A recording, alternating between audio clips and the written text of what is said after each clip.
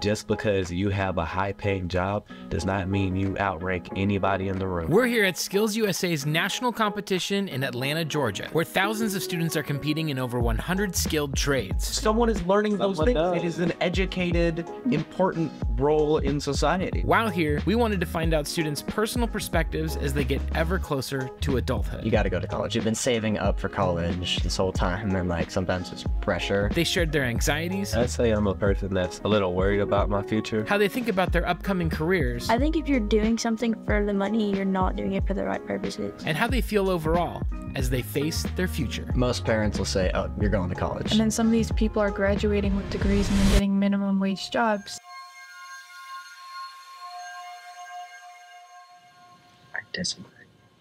Yeah, I hesitant agree, because if anyone who's not a little worried about their future is foolish, but I think the future is also where all the opportunities and excitement are. So it's a two-sided coin. Yeah, I agree with that. I have plans for my future, but I always think it's good to like plan ahead and be like, this might happen. But I think it's always good to be positive about it, and I think there's a lot of good things in the future. Right. I agree with that because I'm in health science, and so I feel like skills has helped me prepare.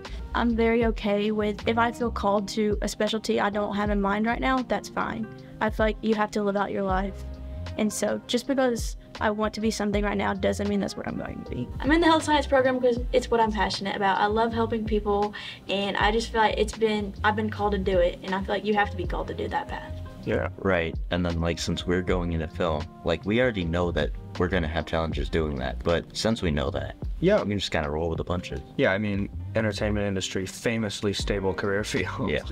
But it's just, it's exciting. It's a new frontier. I would agree and disagree. And it's very subjective. Like sometimes you're doing great. You're like, oh, I know what I'm gonna do. This is what I'm gonna do, and you're succeeding. And sometimes things go wrong, and you're like, is this what I want to do? Wait, what are the questions again? My name is Job. I am becoming a high school junior. The field I'm in is video production, particularly directing in film. I became interested in this career by watching YouTube videos, being fascinated with editing, the process of creating a video, taking your ideas just out of your brain and onto the screen. And I'm really fascinated with just picturing things. Sometimes I'll listen to songs and picture an entire music video, and I feel like that really inspired me to project my ideas, share them with the world like I'm doing right now. I'd say I'm a person that's a little worried about my future because I have a lot of different goals. I like the TV production field. I like, movies and film and stuff like that.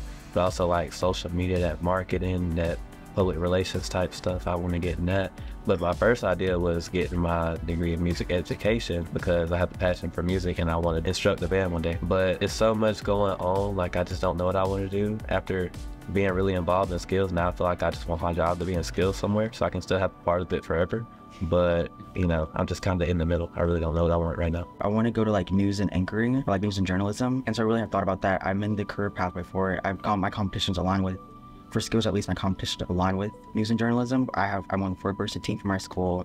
I'm in the academy for it at my school. It's called THS-TV. I really have I feel like I've calculated my steps for get to that part of my life, and I really even with me coming in my senior year, I'm not really worried for it because I feel like I have prepared for it myself. Hi, my name is Akari. I'm a rising senior, and my trade is TV and production. I really want to become a news anchor when I grow up, so I feel like taking those steps to become that has helped me in my next future. Agree. Agreed. Agree, yeah. Agree. I mean, it's definitely tougher now. College has gotten so expensive. I personally think at least some form of education after high school is important. Trade school, college, university. I want to say agree. I've always planned to go to college, but when you really look at it, some of the careers, if you have a lot of skills, if you just have a good resume, you can get a job just as good as a job with a degree. So it makes me really question, do I really want to go and spend all this money and go to college when I can really just, get in there, get my experience and, try to go about it that way. I was just gonna do media as a little side gig and just kind of try to get my reputation up and try to go about it that way. My trade is TV production, anything in the media field. They have me do a lot of our stories, a lot of movies that we make, a lot of short videos. I'm always put with those tests. And I really like it because I like getting, bring the stories out and people see what they're really about. I love people and I love making them look good. Like, most parents will say, oh, you're going to college. You got to go to college. You've been saving up for college this whole time, and like sometimes it's pressure to go to college, but I feel like nowadays big companies have been considering skill over education, and I feel like it's becoming an increasingly bigger debate whether skill matters more than education. It also depends on the career field you're entering, but I've also heard that like if you go to a certain college on your resume, that really helps as well. Yeah, I just think it's super variable depending on what you want to do. Like, whereas it more used to be, if you want to have a skilled or a really good job, you're just going to college. That's the thing. It was kind of just socially accepted that that's basically the rules. But now we're evolving into more of a situation where it's not no college never, but it's maybe, maybe not. And I think it really just depends on you, depends on where you're coming from, what you want to do. My name is John. I'm going into my junior year. My field is video film production. There's just something about short films and movies and stuff, all the emotions that you can convey, all the stories that you can tell, and I've fallen in love with it. I know it's what I want to do. I'm going to go to college. I'm already committed to the college I want to go to, but I think definitely, like, especially if you're in trades and you know what you want to do, just get an apprenticeship or go to a trade school maybe. It's not going to be as long or as expensive as college. I just want to be able to like expand on my knowledge in college, and I feel like that will be easier for me, and that's the path I want to go to. I do like school, as you said. I do like learning. Everyone is also different. Some people don't do very well in a school setting, so I think college would not be a good option for them. I picked this because I've always been interested in sort of like engineering and fixing stuff with my hands. I took a electrical engineering class at my school, and it was very interesting. I liked it a lot, and my teacher actually was the one who encouraged me to go to state and nationals for skills USA. So for me, I do plan to go to college because I'm going into nursing, but I do recognize that like I could stop after high school if I wanted to, because thanks to like our technical programs, we can get all these credentials while we're in high school to, you know, be phlebotomy certified, to be CNA certified. And then now more than ever, just the cost is a big factor. Yeah, it's so really expensive. I mean, sometimes you can get like student loans and stuff, and you can do that, but usually like if you're not planning for college, you know, if you're not planning on it and you don't have money put aside and you have no type of financial plan, it's hard to do it. And then if you're not like somebody with a high GPA, maybe you struggle in school, it's not that you're not smart, it's just that you can't adapt to what your high school is doing for you. Certain school systems are different. If you can't, you know, adapt to your high school, you can't focus, you can't lock in and get the GPA that you need to go to college. It's hard for you to get in, and you can't go to college because of that. And I feel like there should be, you know, more opportunity. Instead of it being just like that, you have to get this, and it's like there's a set standard, there's an expectation. I feel like there should be more opportunities. It shouldn't just always be college, and you have to pay all this money and have to have a high GPA. To have a high GPA, like people that have really high GPAs, it takes away from their life sometimes, because like all you're doing is focusing on school. It's the people that are social, the people that have fun, the people that do stuff in their life that have low GPA. I couldn't agree more. It's like there's 5 locked gates to get to college separately. I think if you really don't know what you want to do and you just decide to go get a degree, that maybe you should take some more time to really think about what you're passionate about and then go to college for it if you really want to go to college. Because getting a degree isn't always helpful if it's not what you want to do. Yeah. I don't. That is a tricky question. Yeah. You know, society has really changed. It's very different from how it used to be. I want to say like in the fields that I want to do, like be good financially, but really looking at it like a band director, like that's what was my first idea. That's what I wanted to do. They don't really make that much, and they do a lot. Like band directors are, you know, they do just about as much as like regular teachers at school do, and you know they have to put up with all of those kids and their behavioral problems and after school stuff, and there's so many aspects to it, and I feel like they do not get paid enough to do what they do. So for the position I want, if I had to say band director, no, I would not be good with that. Yes, the wording, confidence. You have confidence that you're going to be able to thrive. And, you know, sometimes I'm not sure if I do have that confidence because I know this is what I want to do, But my issue is what I want to do feasible? This is a question I've asked myself, and I've had to pay for gas, you know, when I'm driving, and that's how you know. Personally, with what I want to do, I know I just wouldn't be happy doing anything else, and I know it's going to be hard. No, it's going to be definitely for a while. Money's going to be tight, but I think that since I know that's what I'm passionate about and that's what I want to do, that's going to carry me through. I think if you're doing something for the money, you're not doing it for the right purposes. And it also depends on what trade you are going into and like the job stability. Because like obviously welders and nurses and stuff, they're in higher demand than maybe another trade might be. I think to just say I'm confident is just a little naive in my opinion. My trade is film production. Why I got interested in this was actually skills, funnily enough. I have some peers that were working in this trade and then got me interested in it myself. I just love creating things. Like, just making stuff for people to enjoy has always been a passion of mine, and that's why I do it. I know the industry I'm in, and with what I've been competing in, I would be able to get a good job, and the industry I'm in, which would be appliance repair, has a lot of options to move up. I think it is good to be like slightly confident that yes, I can do this, I can get the job that I want and that I'm passionate about, but just always be cautious with your money and not just spend however you want. It's like the answer to this question, like you said, it really just depends on the future. Like you could have several connections, really talented, and it could still go wrong. Yeah. And even when things go wrong, that always gives you an opportunity for success in the future. Like everything happens for a reason, I believe, and I think if it's what you love, financial stability doesn't really matter, because if you really like something, you should go for it, and sometimes you have to pay a price for that. And I mean, John, maybe it's just because we're going into the same trade, but you literally took the words right out of my mouth when you were talking about it. I can try to adapt to any financial position that I'm put in if I'm still enjoying my work, because that's what's valuable. Yeah, there's a drive, a motivation to keep going through the hardship because you know that's what you want to do. Don't ever like undersell yourself in the skills you know you have, especially people who go to trade school, go to college, and then some of these people are graduating with degrees and then getting minimum wage jobs. Yeah.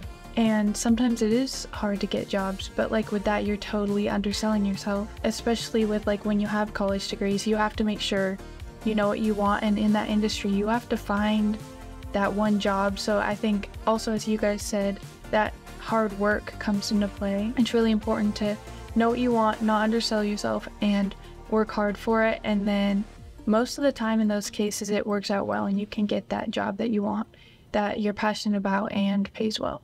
Yeah.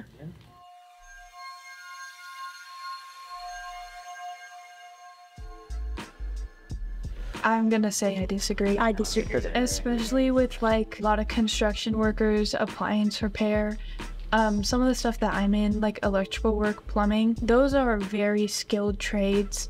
Not anyone could just be able to go into it and do it. And a lot of people, I think they use that as a backup plan. They're like, I'm gonna go to college, and if I can't do this, I'll just be a construction worker. In our parents' age, a lot of those jobs were looked down upon as they're just like, oh, those are blue collar jobs, they're not that good.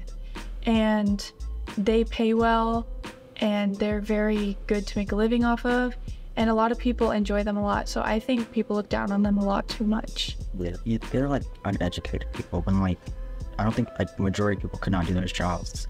Yeah, like definitely. Because they don't go to college doesn't mean like they're not uneducated. Yeah, completely agree. And I think it's kind of what we talked about earlier with the colleges. College, and especially, you know, like big academic colleges used to be so considered to be like, this is the only option if you want to do something good with your life. Like the skilled trades have always been hard. They've always been hard. The skilled trades, you have to be skilled. It's hard work, and it is work that is often kind of looked down upon by that mindset of, oh, like the academic, more those like lawyers and things like that. Those are often kind of considered to be the jobs you should strive for, and those are just the ones at the bottom. But really, they're the hard-working jobs, and they are, and like with unions and stuff, they do get paid pretty well for a lot. And you're protected by unions. So I think we're more encouraged to go into trades, like with stuff with Skills USA, there's so many trades here. And having that encouragement to go into trades now and seeing it as a positive thing, like with competitions and making new friends and meeting new people here, it really opens the doors for trades now. The skilled trades, they definitely deserve respect, because like without them, nothing would get done. Like society would not function at all. And these people are basically helping the gears of society turn, and I think that deserves a lot of respect. I think it all just goes back to what we've been talking about this whole time.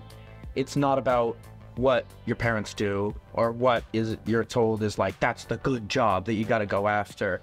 It's what you want to do. It's what you're passionate about. It's what you feel comfortable with. If you want to work outside, if you want to work with your hands, if you want to work in an office, if you want to do whatever you want, if that's what you want to do and you know in your heart that that's what you want to do, you got to do it. We respect these jobs. We respect these skilled trades. Plumbers, like if they come fix your toilet, if your toilet's broke, like people look down on those type of people. Like, you know, fix my toilet and get out. Like they're just like they don't like realize that it takes skill to do that stuff. And like you were saying, you know, without these people, how we function, like you want to be disrespectful, you think that these are just the underdogs. Well, if they don't fix your toilet, who's gonna fix it? It's education and knowledge. Yeah. I personally don't know what all the pipes behind my toilet mean, but someone does. Someone is learning those things. It is an educated, important role in society, and they shouldn't be looked down. Everybody's important in their own ways, and people need to recognize that. Like, just because you have a high-paying job does not mean you outrank anybody in the room.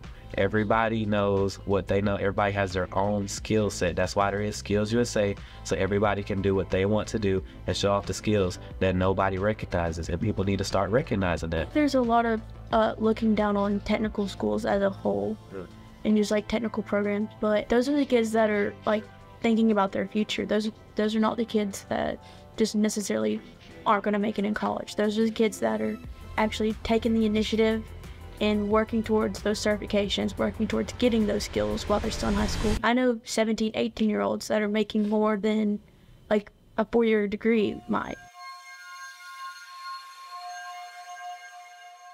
I feel like, first of all, funding. Like, to get there, you need to have a base, you need to have a platform, you need to have support, and that's also my second thing, support, motivation, enthusiasm. Like, people, they always want to highlight, you know, what you should do and show you the cool stuff, but they don't want to like hype you up to do it. People like to look down on you, and they like to talk about you like, oh, you didn't go to college, oh, you're not going to college, oh, you're a deadbeat, you're a dropout, what are you doing with your life? But like, are you going to put money in my pocket to get there? Like, I don't want to be in, you know, student debt. A lot of people are going to look down on you. A lot of people are going to question you. A lot of people are going to say, are you sure that's a good career path? Maybe you should go into something safer. I got to believe that everyone needs, they have some that they're like, this is what I need to do.